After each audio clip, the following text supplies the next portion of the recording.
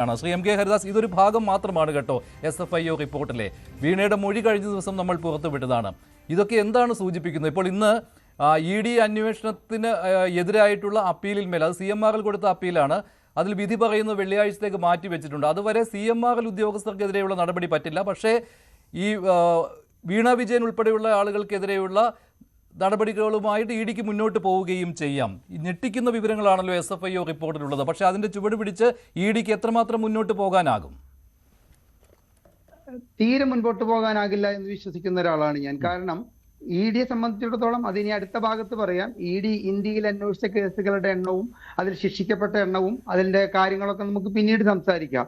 ഇവിടെ ഈ കേരളത്തിൽ കഴിഞ്ഞ 10 വർഷമായിട്ട് ED അന്വേഷിച്ച എത്ര കേസുകൾക്ക് തുമ്പുണ്ടായിട്ടുണ്ട്, എത്ര കേസുകൾ കോടതിന് മുമ്പിൽ എത്തിയിട്ടുണ്ട്, എത്ര കേസുകളിൽ കുറ്റപത്രം കൃത്യമായിട്ട് സമർപ്പിക്കപ്പെട്ടിട്ടുണ്ട്. ഇപ്പൊ നമുക്ക് അങ്ങോട്ടും ഇങ്ങോട്ടും ഒന്നും പോകണ്ട. നമ്മുടെ കരുവന്നൂർ കേസിൽ തന്നെ എന്ത് ചെയ്യണമെന്നറിയാതെ ED കോഴിയുടെ കാലിമ്പിൽ മുടി ചുറ്റിയതുമാതിരി നട്ടം തിരിയുന്ന ഒരു അവസ്ഥയാണ് നമ്മൾ കേട്ടിരിക്കുന്നത്. മഞ്ജുഷ അത്രയേറെ വ്യക്തമായിട്ടാണ് ഇതിന്റെ ഇൻട്രോയിലെ ഈ കാര്യങ്ങൾ വിശദീകരിച്ചത്. ഈ കാര്യങ്ങളിൽ നിന്നും ഇവിടെ അരിഭക്ഷണം കഴിക്കേണ്ട, ഒരു ഭക്ഷണവും കഴിക്കാത്ത സാധാരണക്കാരായ ജനങ്ങൾക്ക് പോലും മനസ്സിലാവും ഒരു മണി ലോണ്ടറിംഗ് ആണ് ഇവിടെ നടന്നിരിക്കുന്നത്. അതായത് വീണയ്ക്ക് കൃത്യമായിട്ട് അവരുടെ ഈ ശശിധരൻ കർത്തായും അദ്ദേഹത്തിന്റെ ഭാര്യയും ഉൾപ്പെട്ട ഒരു കമ്പനിയിൽ നിന്ന് 50 ലക്ഷം രൂപ ലോൺ കൊടുക്കുന്നു. ആ ലോൺ അടയ്ക്കാൻ വീണയ്ക്ക് മറ്റു വഴികളില്ല എന്ന് കൃത്യമായിട്ട് ശശിധരൻ കർത്തായ്ക്കും അദ്ദേഹത്തിന്റെ വൈഫും നടത്തുന്ന കമ്പനിക്ക്, അല്ലെങ്കിൽ ഇവർക്ക് രണ്ടുപേർക്കും അറിയാവുന്നത് കൊണ്ട് തന്നെ വീണയ്ക്ക് 2 എഗ്രിമെന്റ് പ്രകാരം 5+3 8 ലക്ഷം രൂപ പ്രതിമാസ വരുമാനത്തിനുള്ള ഒരു അവസരം ഉണ്ടാക്കി കൊടുക്കുന്നു. ആ അവസരത്തിലൂടെ ഈ 8 ലക്ഷം രൂപയിൽ നിന്ന് വീണ ഈ ലോണിലേക്ക് കൃത്യമായിട്ട് പണം അടയ്ക്കാമെന്ന് പറഞ്ഞു കഴിഞ്ഞാൽ ഇതൊരു സർക്കിളിംഗ് ആണ്.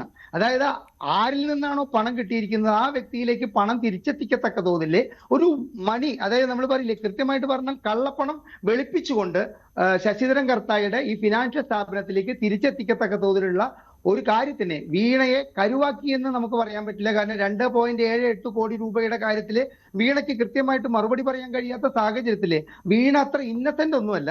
പക്ഷെ ഈ കാര്യത്തിൽ വീണയെ മുന്നിൽ നിർത്തിക്കൊണ്ട് ശശിധരൻ കർത്ത കളിച്ചിട്ടുള്ള കളിയിൽ കൃത്യമായിട്ട് നമുക്ക് മനസ്സിലാക്കാൻ സാധിക്കും ഇതൊരു മണി ലോണ്ടറിംഗ് ആണ്. അന്വേഷണമൊക്കെ കൃത്യമായ വഴിക്ക് തന്നെയാണ് പോയിക്കൊണ്ടിരിക്കുന്നത്. ഇന്ന് മഞ്ജുഷ് എനിക്ക് അയച്ചു തന്ന SFIOയുടെ ആ നമ്മുടെ അന്വേഷണ റിപ്പോർട്ട് വായിച്ചു കഴിഞ്ഞു കഴിഞ്ഞാൽ നമ്മൾ ഞെട്ടിപ്പോകുന്ന വിവരങ്ങളാണ് അതിലുള്ളത്. പക്ഷെ ഈ വിവരങ്ങളൊക്കെ കൊണ്ടിട്ട് ഈ ED എന്ന് പറയുന്ന നമ്മുടെ അന്വേഷണ ഏജൻസിക്ക് മുൻപോട്ട് പോയിട്ട് വീണ വിജയനും അതുമാതിരി തന്നെ ഇതിന്റെ പിന്നിൽ കളിച്ച ശിക്ഷ വാങ്ങിക്കൊടുക്കാൻ കഴിയുമോ എന്നുള്ള കാര്യത്തിൽ എനിക്ക് അങ്ങേയറ്റ സംശയമുണ്ട്.